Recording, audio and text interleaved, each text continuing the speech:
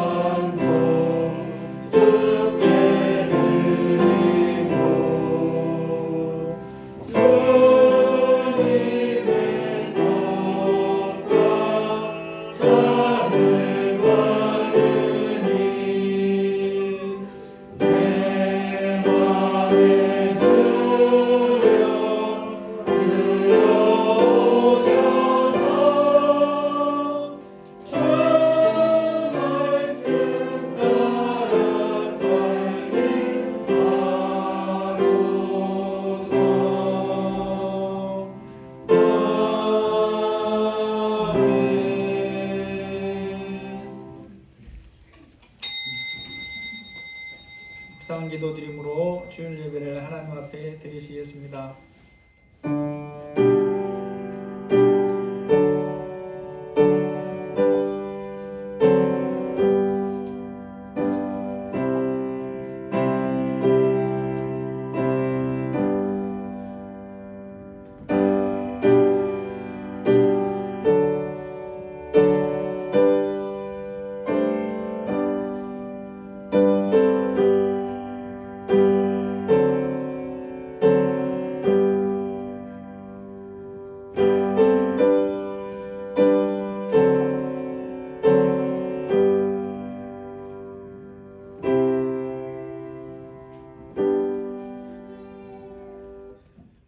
주께서 너희를 우리 주 예수 그리스도의 날에 책망할 것이 없는 자로 끝까지 견고하게 하시리라. 너희를 불러 그의 아들 예수 그리스도 우리 주와 더불어 교제하게 하시는 하나님은 미쁘시도다. 하나님 감사합니다. 우리를 주님과 교제하게 하시려고 하나님의 자녀로 삼으시고 이 시간 예배자로 불러주셔서 감사합니다. 특별히 또한 이 시간에는 성찬 예식을 함께 행합니다. 주님이 함께 하셔서 주님과 영으로 또 성령으로 마음으로 말씀으로 교통하고 소통하는 귀한 시간 될 수 있도록 역사하여 주시고 우리 모두의 심령들을 만져 주옵소서. 예수님의 이름으로 기도합니다. 아멘. 찬송가 35장입니다.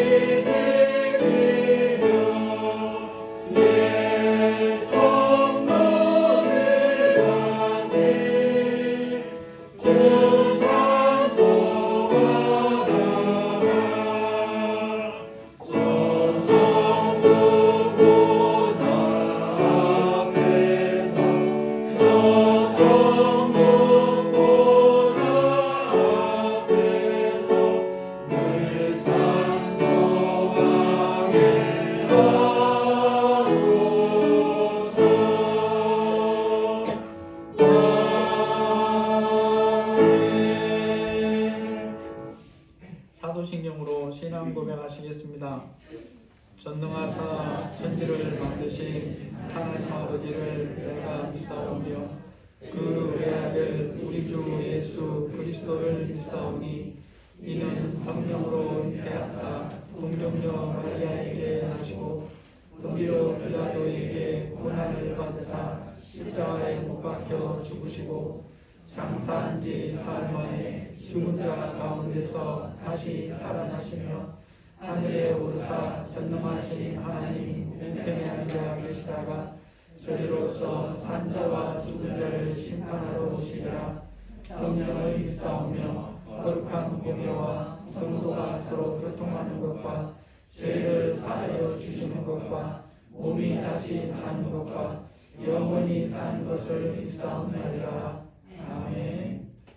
이 시간은 성찬 예식을 행하실 텐데 먼저 입교와 세례자만 참석할 수 있습니다. 이 시간은 우리 먼저 입교 문답을 하도록 하겠습니다. 목성호 형제는 자리에서 일어서시고 제가 묻는 말에 예라고 대답하시면 되겠습니다. 우리 목성호 형제는 유아 때에 부모님의 신앙 고백과 서약으로 세례를 받았는데 이제는 그 고백과 서약을 자신의 것으로 삼고 성실히 지키기로 맹세합니까? 예. 자신이 하나님 앞에 죄인인 줄 알며 마땅히 그의 진노를 받아 죽음에서 오직 하나님의 은혜로만 구원 얻을 소망밖에 없는 사람인 줄 아십니까? 예. 주 예수 그리스도께서 하나님의 아들이심과 죄인의 구주이심을 믿으며 말씀에 따라 구원하실 분은 오직 예수님 뿐이신 줄 알고 그를 믿으며 그를 의지하십니까? 예.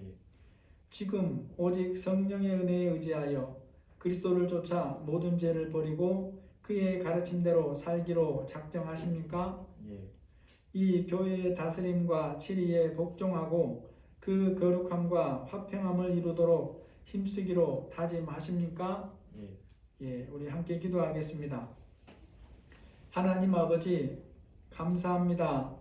우리 목승우 형제가 하나님께서 부모를 통해서 이 세상에 보내시고 비록 어릴 때에 부모님이 대신 문답에 대답을 했지만 세례는 본인이 받았습니다. 이제 교회가 정한 법에 따라서 자신이 성장하여 자신의 입으로 하나님께 입교 문답을 했습니다.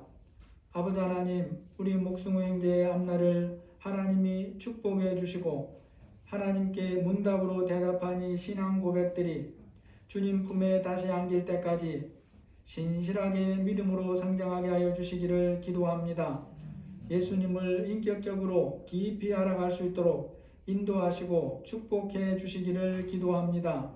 특별히 또 개인적으로 고등학교 준비를 하고 있는데 하나님이 예비하신 곳으로 잘 정해지게 하여 주시고 이후의 모든 생활에도 선생님과 친구들과의 만남과 생활에도 하나님께서 신실하게 인도하시는 은혜를 부어 주옵소서.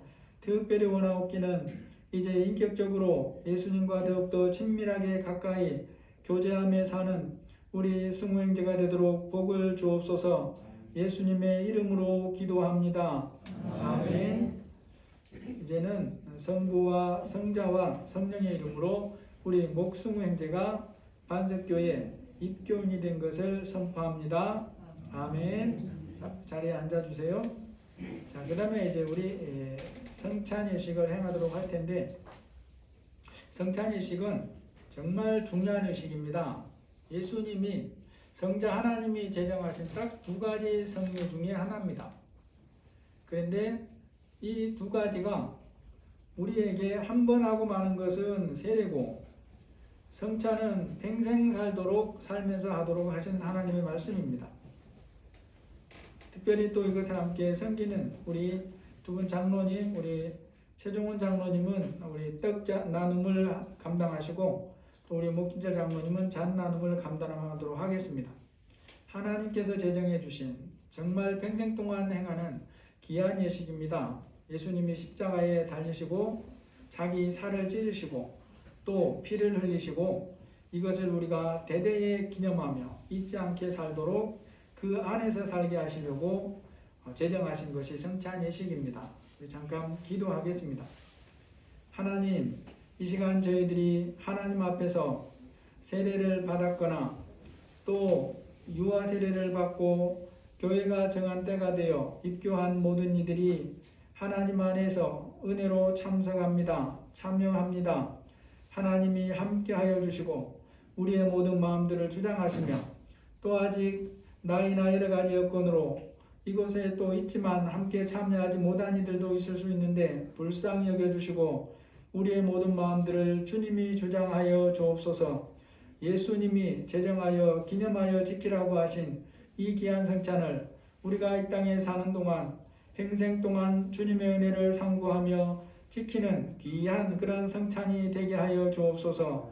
이 시간에도 성령 하나님께서 함께하여 주셔서 우리의 몸과 마음에 성령으로 영으로 충만하게 임하여 주옵소서. 예수님의 이름으로 기도합니다. 아멘. 찬송가 211장 1절과 2절만 부르겠습니다. 211장입니다.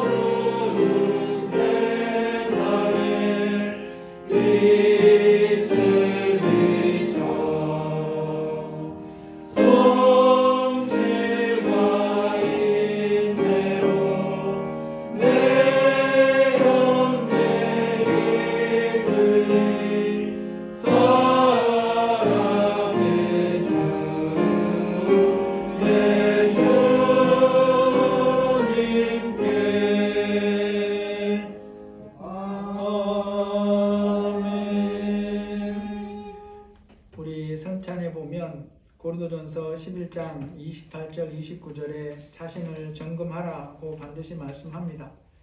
사람이 자기를 살피고 그 후에야 이 떡을 먹고 이 잔을 마실지니 주의 몸을 분별하지 못하고 먹고 마시는 자는 자기의 죄를 먹고 마시는 것이니라 라고 말씀을 합니다. 우리 자신들을 돌아보면서 이 시간 하나님의 은혜로 성찬에 참여할 수 있게 다 함께 잠깐 기도하시겠습니다.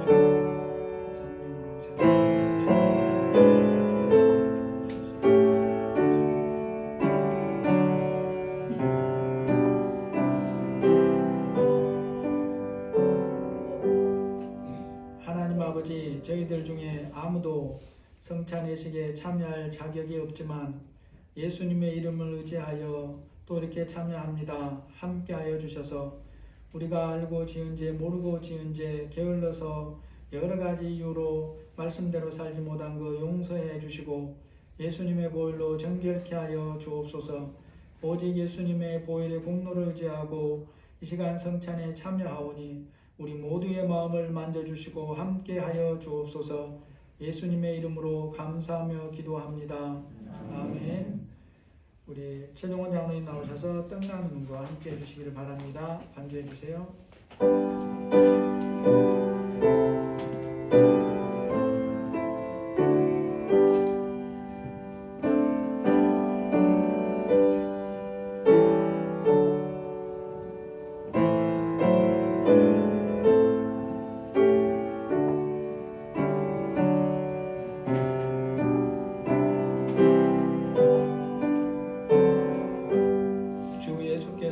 잡히시던 날밤 떡을 가지고 축사하시고 떼어주시면서 이것은 나의 몸이라 너희를 위하여 준 것이니 이것을 행하여 나를 기념하라. 주님의 말씀대로 우리가 먼저 떡을 나누오니 함께하여 주시고 하나님이 역사하여 주옵소서. 예수님의 이름으로 기도합니다. 아멘.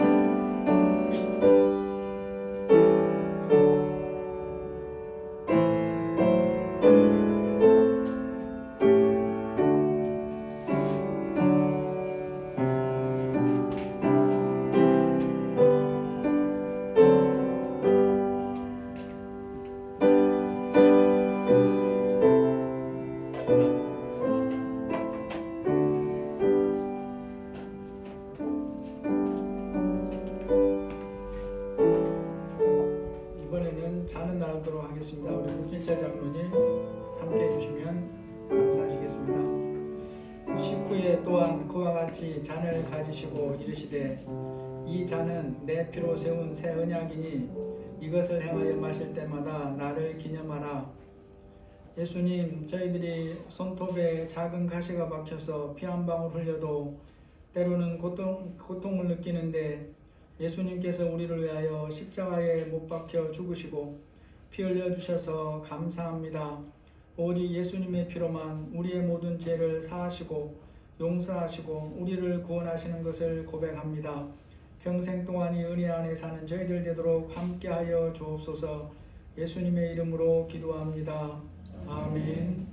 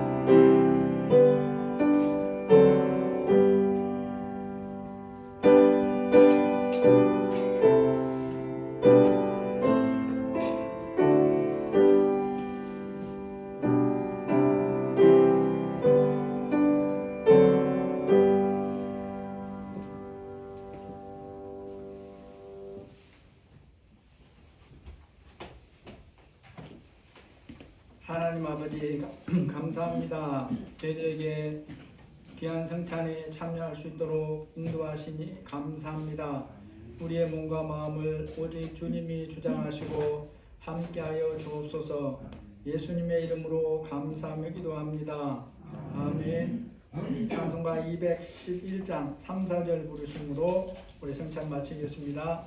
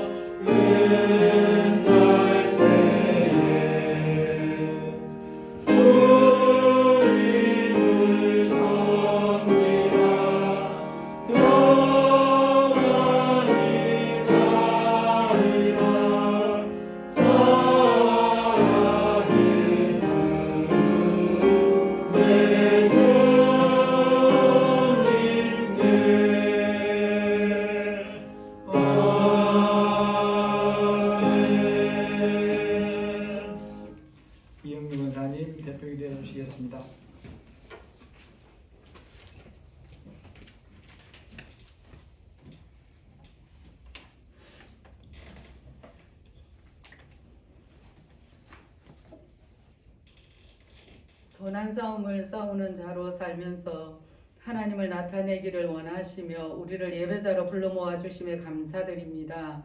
주님의 피값으로 사신 몸된 교회에서 영원한 생명을 주신 하나님을 기뻐하며 하나님을 기쁘시게 하는 예배자 되기를 기도드립니다. 지난 한 주간 삶을 돌아봅니다. 피할 것과 취할 것을 분별하며 잘 살지 못했습니다. 하나님 용서해 주시기를 기도합니다. 이 자리에 보이지 않는 지체들을 불쌍히 여겨주시고 세밀하게 살펴주시기를 기도합니다. 물과 피를 다 쏟으시고 예수님의 생명을 우리에게 주셨건만 헌신된 자리에서 주저하는 부끄러운 모습을 봅니다. 결산하시는 그날을 날마다 기억하며 남은 날 계수하는 지혜로운 우리들이 되게 하여 주옵소서.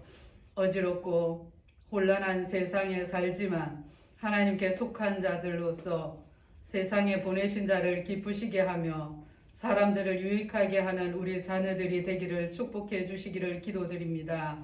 이 땅에 하나님의 공의와 정의가 강물처럼 흐르게 하여 주옵소서. 주님의 몸된 교회 성도들의 영혼들을 책임지시는 박형성 목사님, 그리고 내조하시는 사모님 영육간에 강건하게 하여 주시고 그 수고와 헌신을 기억하여 주옵소서.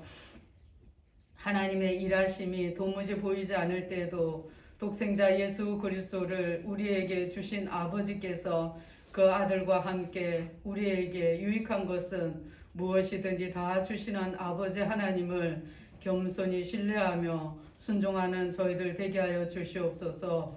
복음의 비친 자로서 영원한 생명의 기쁜 소식을 때를 얻든지 못 얻든지 전하는 교회 되게 하여 주셔서 준비된 영혼을 찾아내어 주님과 함께 기뻐하며 영광 돌리는 저희들 되게 하여 주옵소서. 흰돌교회 수평교회 꿈의 교회와 김재성 선교사님 오늘도 성령으로 충만하게 하여 주시옵소서. 다니엘 세우신 목사님 권능을 더하여 주시고 성령 충만케 하여 주셔서 선포된 말씀이 말씀되는 삶을 살도록 성령 하나님 우리를 도와주시옵소서. 듣는 귀와 깨닫는 마음을 허락하여 주시기를 원하옵고 모든 시종 예수님께 맡겨드립니다. 예수님의 이름으로 기도드립니다. 아멘.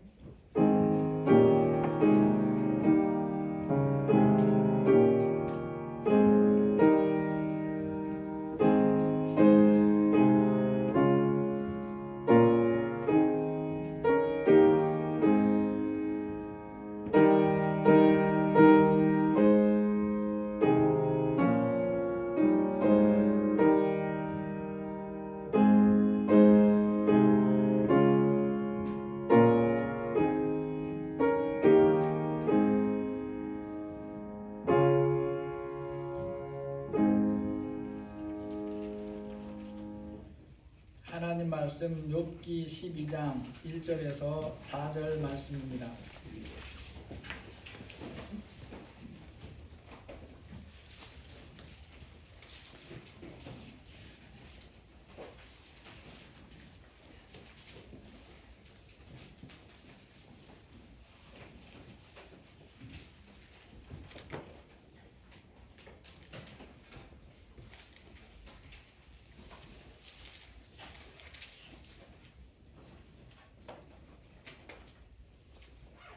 우리 천천히 한 목소리로 같이 읽어보시겠습니다. 욥이 대답하여 이르되 너희만 참으로 백성이로구나. 너희가 죽으면 지혜도 죽겠구나. 나도 너희같이 생각이 있어 너희만 못하지 아니하니 그 같은 일을 누가 알지 못하겠느냐. 하나님께 불러 아래에 부르심을 입은 내가 이웃에게 웃음거리가 되었으니 의롭고 온전한 자가 조롱거리가 되었구나. 아멘.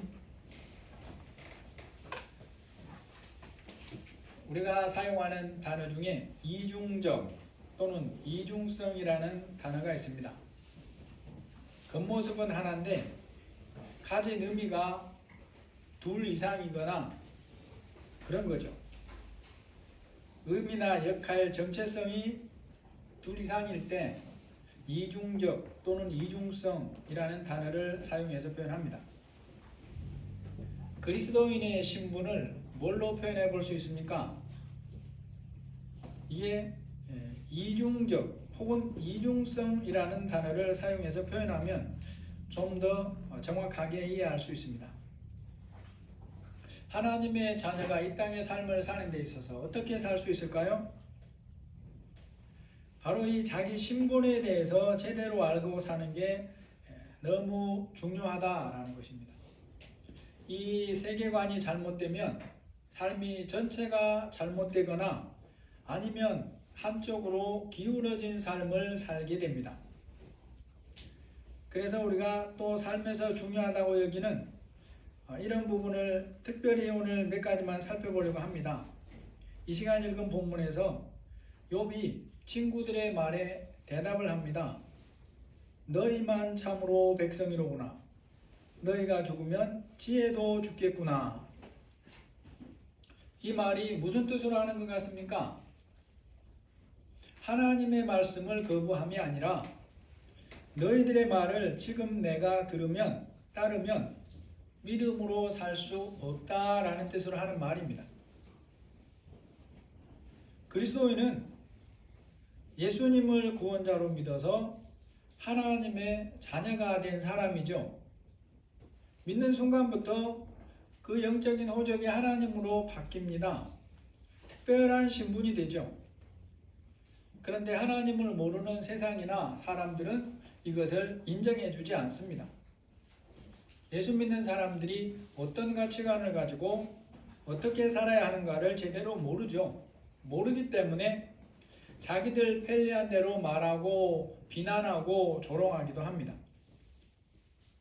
그리스도인은 하나님께 속한 존재인가 동시에 세상에서 사는 존재입니다. 그러므로 이중적인 신분이고 정체성도 이중적이에요. 그가 속한 이 나라의 법을 따라야 되고 동시에 하나님 나라의 법을 가지고 살아야 됩니다. 두 가지가 중첩되거나 반대될 때는 중첩되는 것은 문제가 없는데 반대될 때가 문제가 있어요. 그럴 때는 하나님 나라의 법을 따라라. 이게 하나님의 가르치심이다 라는 거죠. 하나님의 자녀이지만 우리는 몸을 입고 이 세상에 산다 그랬습니다. 그래서 이 세상에서 이웃과 물리적으로 어울리면서 살아야 하는 존재입니다. 세상 가치관을 따라가지 않으면서도 그들과 떨어져서 따로 살 존재가 아니라 같은 사회 속에서 산다라는 거죠. 그래서 모든 사회 기반 시설도 같이 사용합니다. 그들과 이런저런 거래 관계를 맺고 살아갑니다. 그런 부분에서 성경은 우리에게 세상과 단절되라 라고 말씀하지 않습니다. 이런 부분에서 오해하지 않아야 돼요. 교회에 대한 생각이 발라야 되고 특별히 사람들이 중요하게 여기는 비전에 대한 가치관이 성경적으로 발라야 됩니다. 그래야 우리가 바르게 살 수 있습니다. 교회 부분에 있어서 어떤 사람들은 예수님이 이 땅에 다시 오실 때까지 이 세상에 존재하는 교회의 공동체의 최고 모습을 사도행전 4장의 모습에서 찾으려고 하기도 합니다.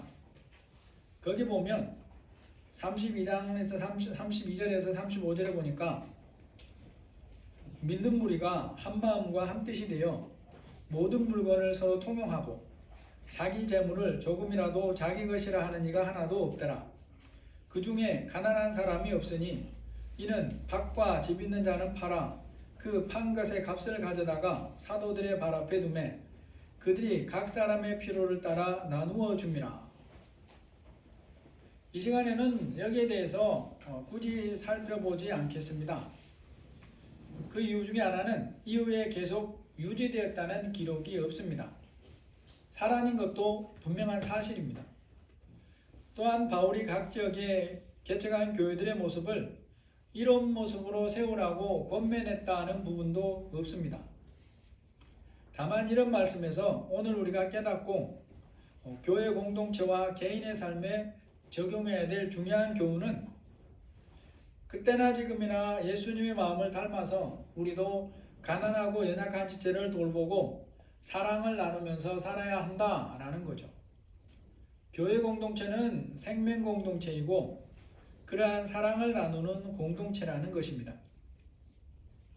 여러분은 그리스도인으로서 세상 속에서 이 변화된 삶과 역할에 대해서 하나님의 말씀을 바르게 알아야 되는 이유가 있습니다. 그렇지 않으면 특정 교회나 특정 공동체나 특정한 사람들이 주장하는 것이 목표인 것처럼 그렇게 여겨질 수가 있어요. 어떤 이들을 통해서 도전을 받거나 참고로 삼을 수는 있어도 성경이 말씀하는 최종 모델은 아니라는 것을 우리가 분별하는 게 건강한 교육관을 가지고 사는데 아주 바탕이 됩니다. 또 이것을 다르게 표현해 보면 성도의 삶의 목적이 바르고 분명해야 된다는 거예요. 자기 생각을 따라서가 아니라 하나님이 원하시는 목적을 가져야 되고 자기의 뜻을 이루기 위해서 하나님을 이용하는 게 아니라 하나님의 뜻을 이루는 삶을 살아야 된다라는 거죠. 이전에 어떤 분들이 반석교회의 비전이 뭐냐고 묻기도 했습니다. 어떤 의미로 그런 질문을 했는지 제가 정확하게 이해를 했는가는 알 수가 없지만 그런 질문에 대해 논해보고 대답을 찾아보고 싶은 그런 마음은 있습니다.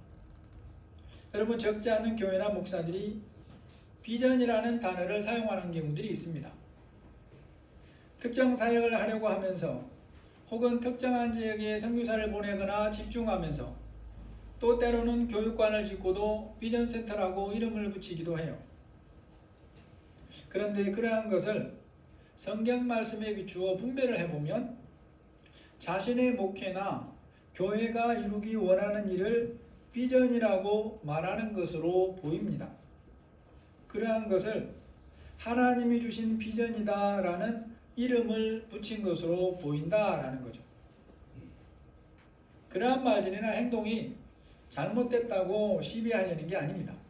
다만 성경에서 예수님이나 사도들은 그런 정도의 것을 가리켜서 굳이 비전이라는 말씀을 붙이지 않더라는 거예요. 그러므로 우리도 바르게 알아야 됩니다. 예수님이나 사도들이 말하는 비전은 뭡니까? 세상에서 어떤 사람들이나 특정한 조직이 목표한 그 무엇을 이루게 돕는 것을 비전이라고 말하지 않더라라는 거죠.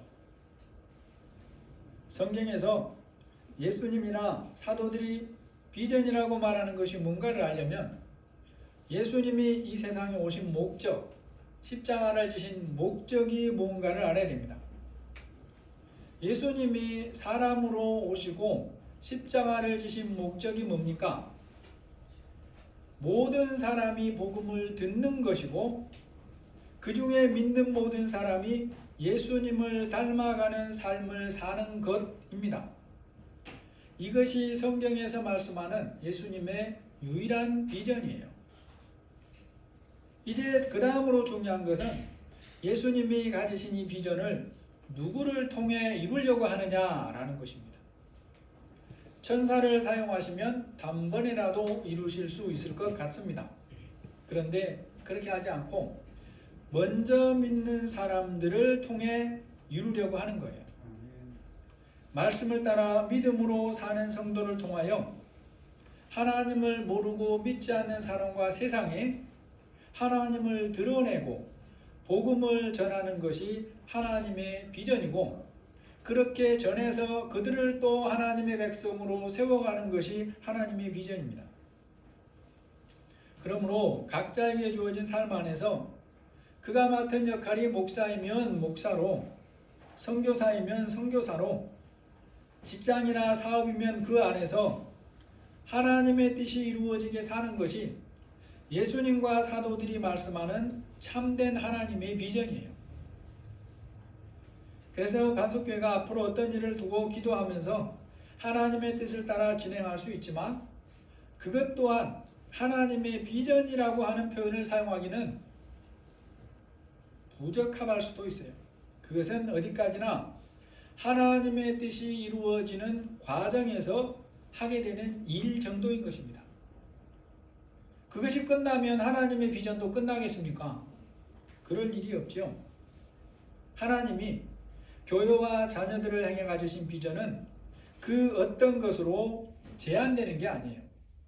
하나님 자녀가 땅 위의 삶을 믿음으로 순종하면서 예수님을 닮아가는 것, 성령님과 친밀하게 소통하면서 하나님의 인도함과 뜻을 이루면서 사는 것이 진짜 비전이고 그보다 더 큰 비전은 없는 것입니다.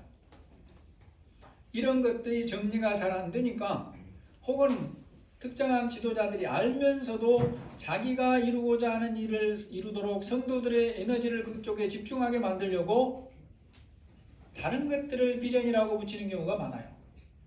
그런데 우리가 들어보면 그런 것들이 그럴듯하게 들릴 때가 또 많아요. 그러니까 건물을 짓고도 비전센터라고 붙입니다. 나쁘다는 게 아니라 성경이 말씀하는 비전은 그 정도 수준이 아니라는 거예요. 그래서 하나님 자녀에게 이 믿음과 순종의 삶이 없다면 사람이 보기에 대단한 것을 이루어도 그것은 하나님께 아무것도 아닌 것이 되는 것입니다. 이것은 특별하고 대단한 것을 이룬 사람에게 하나님께서 직접 하신 말씀이에요. 열왕기상 9장에 보면 솔로몬이 성전을 완성하고 백성들과 하나님 앞에 봉헌 예배를 드립니다. 여러분, 사람이 애를 써서 이룬 것 중에 그보다 더 특별한 것은 없어요. 세상에서 사람이 이룬 일 중에 최고의 비전이라고 이름 붙여도 조금도 손색이 없습니다. 그런데 그 성전 봉헌 예배를 받으시는 때에 하나님이 이렇게 말씀해요.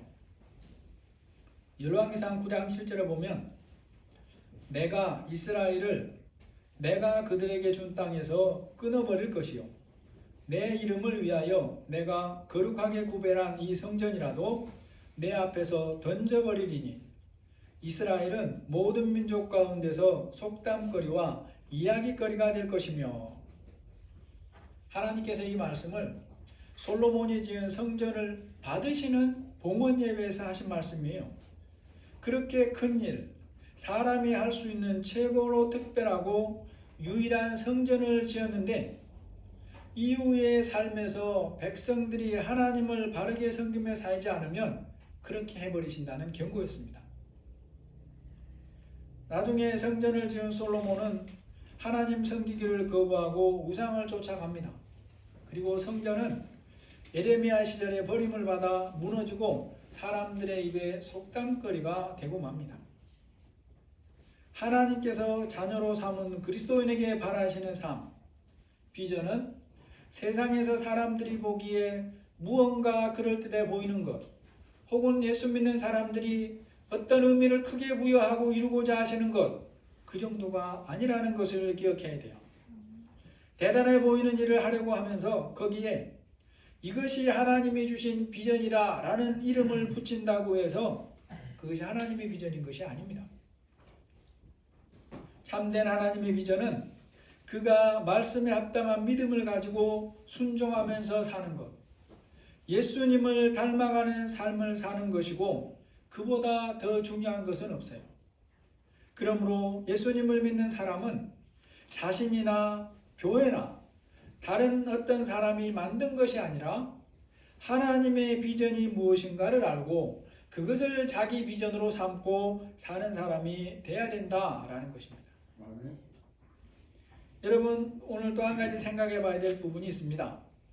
그리스도인이 세상에서 하나님의 비전, 예수님을 닮아가는 삶을 살아갈 때에 그렇게 살지 못하는 여러 가지 방해거리가 있는데 오늘 본문에서도 거기에 대해서 우리에게 교훈하는 것이 있습니다. 첫 번째로 살펴보고자 하는 것은 사람의 지혜를 따라서는 하나님 백성답게 살 수가 없다라는 겁니다. 여러분, 때로는 하나님을 믿는 사람의 지혜와 권고가 아주 중요합니다. 도움이 돼요. 그런데 이것도 바르게 분별하지 못하면 믿음으로 사는 일에 방해거리가 됩니다. 그것을 적나라하게 보여주는 사람들이 욥의 친구들이에요. 욥이 친구들이 자신에게 하는 말을 그대로 따르면 그것은 믿음으로 사는 일에 방해거리가 됩니다. 여러분, 오늘 욥이 친구들이 자기에게 하는 말을 듣고 이렇게 반박하는 거예요. 욥이 대답하여 이르되 너희만 참으로 백성이로구나. 너희가 죽으면 지혜도 죽겠구나. 나도 너희 같은 생각이 있어 너희만 못하지 아니하니 그 같은 일을 누가 알지 못하겠느냐. 욥이 친구들에게 대꾸하는 나도 너희 같은 생각이 있어 너희만 못하지 아니하니 그 같은 일을 누가 알지 못하겠느냐는 것은 뭘 안다는 것입니까? 이제까지 바로 욥의 친구들이 욥에게 대해서 한 많은 말들이에요. 하나님이 악인을 반드시 심판하시고 어떤 경우에도 공의를 굳게 하지 아니하시고 숨은 죄를 다하시기에 반드시 심판하신다라고 하는 말입니다. 욥의 친구들이 이제까지 욥에게 강조해서 한 말을 정리하면 이런 내용입니다. 그리고 이제 그것을 지금 욥에게 적용하면서 욥이 악인이기에 죄를 숨기고 있기에 징벌을 받는 것이라고 말합니다. 그래서 죄를 숨긴 것을 드러내고 회개하고 돌이켜야 하나님이 너를 도와주실 것이다 라고 하는 게 친구들이 하는 말의 전부예요. 욥이 친구들이 자신에게 하는 그런 말을 듣고 뭐라고 대답합니까? 하나님이 그러한 분이라는 것을 자신도 잘 안다 라고 분명히 인정을 하죠. 그들이 하는 말의 대부분의 말처럼 하나님이 그런 분이라는 걸 자기도 안다 라고 말을 해요. 그런데 아주 중요한 부분이 여기에요. 욥이 친구들이 하는 말을 받아들이는 것은 거기까지라는 것입니다. 이후에 하는 말, 욥이 회개하고 돌이킬 죄를 지었다는 부분은 단호하게 거절을 해요. 친구들이 지금 욥에게 적용해야 한다고 하는 부분은 욥 자신에게 해당하는 부분이 아니기 때문에 잘못된 말이라고 분별하고서 단호하게 거절한다는 것입니다. 현재 시점에서 보면 욥의 전체 태도에는 부분적으로 잘못된 부분들이 있어 보이기는 해요.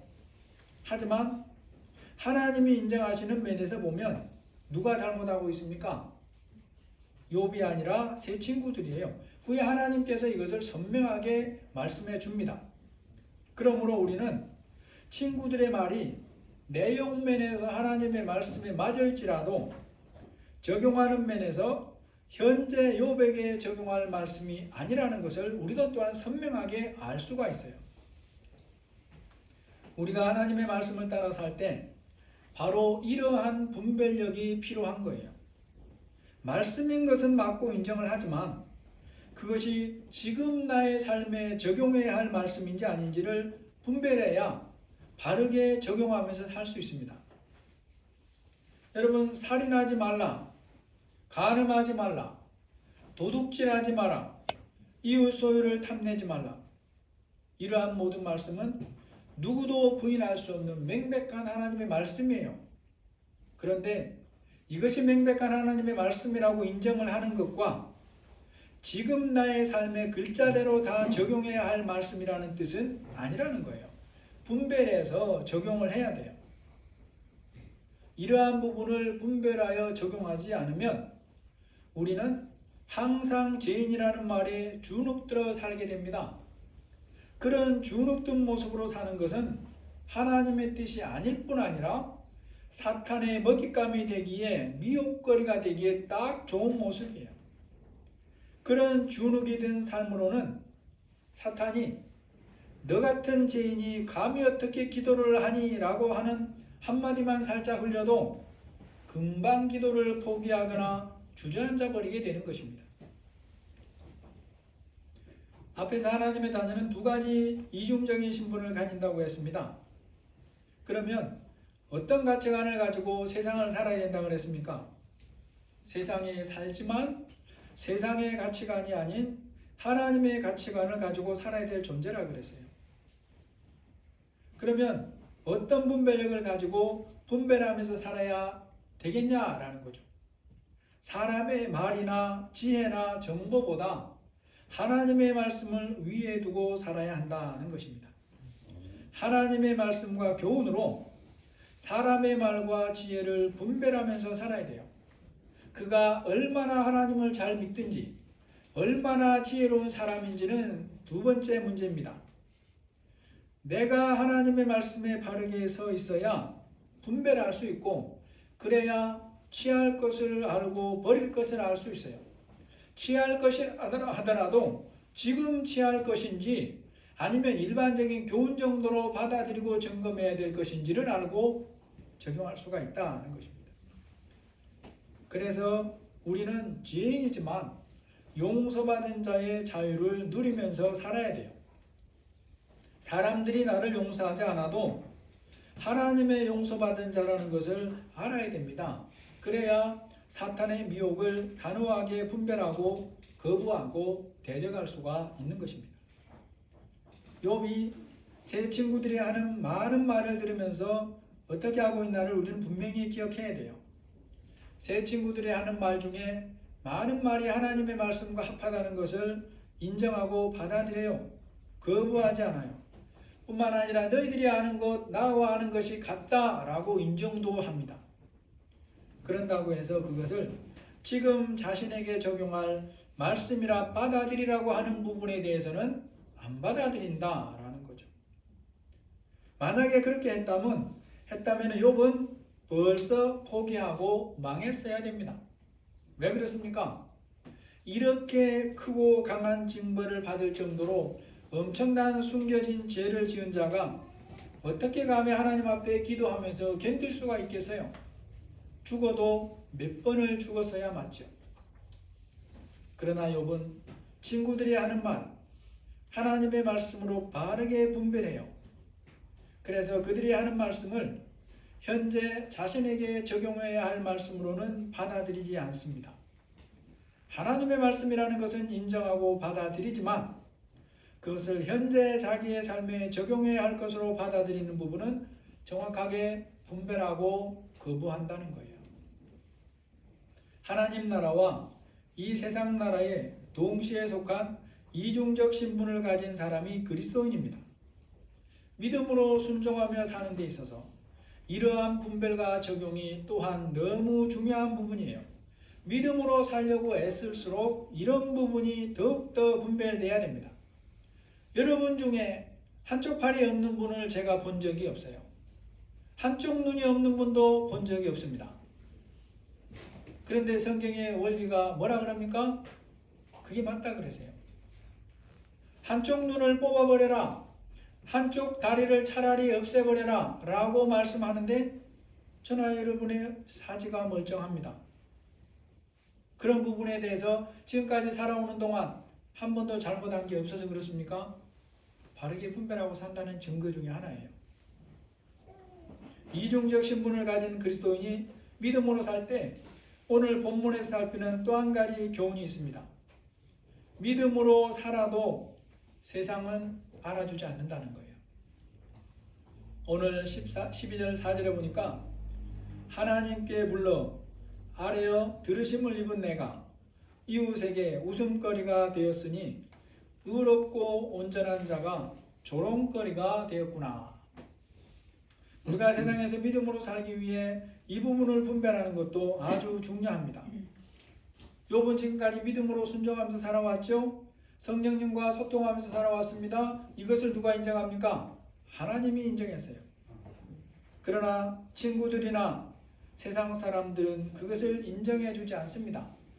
인정해주지 않는 것은 고사하고 보이는 것만 보면서 정죄하고 비웃고 조롱하고 있어요. 여러분이나 제가 하나님 말씀 안에 신실하게 산다고 해도 세상 사람들이 그것을 당신은 참 예수 믿는 사람이야 인정해 주기만 하는 것은 아닙니다. 그리스도인이 세상과 사람들의 인정을 구하면 믿음으로 사는 삶에서 실패하게 됩니다. 사람들의 평가에 마음을 기울이면 믿음으로 사는 삶에서 멀어지게 됩니다. 세상이 뭐라고 하든지 오직 말씀을 따라 선을 행하라고 하시는 것이 하나님의 말씀입니다. 오늘 말씀을 정리해 보겠습니다. 하나님과 세상에 동시에 속한 이중적 신분이 우리의 신분입니다. 그리스도인이 되었으니까 세상과 이웃과 분리되어 살라고 하시지 않습니다. 이웃과 함께 살아와도 세상을 닮아가거나 세상에 동화되어서는 안 된다고 말씀을 합니다. 하나님께서 자녀로 삼은 모든 사람에게 바라시는 삶이 있어요. 하나님의 가치관을 가지고 하나님의 비전을 이루는 자로 살기를 바라시는 것입니다. 나에게 주신 삶의 현장에서 예수님의 비전을 나의 비전으로 삼고 분별하면서 거룩한 영향력을 발휘하며 이 세상에 선한 영향을 미치기를 바라시는 것입니다. 주님이 나를 부르실 때까지, 주님이 다시 오셔서 새하늘과 새 땅을 이루어 주실 때를 꿈꾸면서 오늘 여기에서 믿음으로 순종하며 사는 모두가 되시기를 예수님의 이름으로 축복합니다. 하나님 아버지, 예수님이 십자가에서 못을 박히시고 살이 찢기시고 피를 흘리시며 죽으신 이유는 이 땅에 우리가 죄 속에 살다가 영원한 지옥 형벌 받는 것을 불쌍히 여기셔서 구원해 내시기 위함이었습니다. 구원해 낸 우리를 이 땅에서 하나님과 친밀하게 소통함, 믿음으로 살게 하시기 위함입니다. 세상에 살아가면서 수많은 일들을 접할 수 있고 수많은 말들을 들을 수 있지만 하나님의 말씀과 성령이 깨닫게 하심으로 바르게 분별하고 취할 것을 바르게 취하면서 믿음의 삶을 잘 걸어갈 수 있도록 역사하여 주옵소서. 특별히 하나님, 선거철이 점점 다가오면서 수많은 말들이 나오고 있는데 하나님의 백성답게 바른 분별력을 가지게 애쓰게 하여 주시고 들려오고 보여주는 것이 전부가 아니라는 것을 깊이 깨닫고 또 정치인들이 자기 목적을 위해서 이런저런 거짓말과 모함들을 하는 것들 수많은 잡소리들을 분별하게 도와주시고 오직 조금이라도 더 아버지의 선하신 뜻이 이루어질 자가 쓰임받고 세워지기를 기도하며 주의 사명을 감당하게 하여 주옵소서. 예수님의 이름으로 기도합니다. 아멘. 찬송가 212장입니다.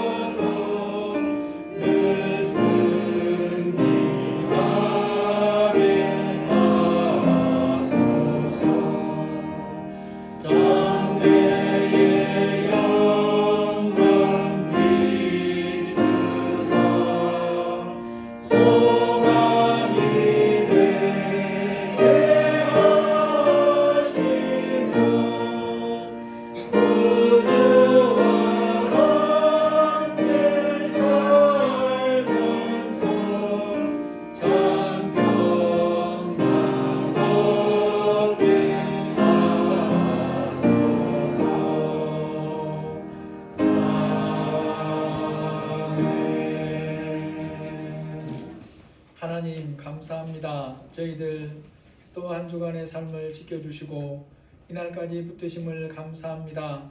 저희들에게 일용할 양식을 주시고 또 저희들의 가정을 지켜주셔서 감사합니다.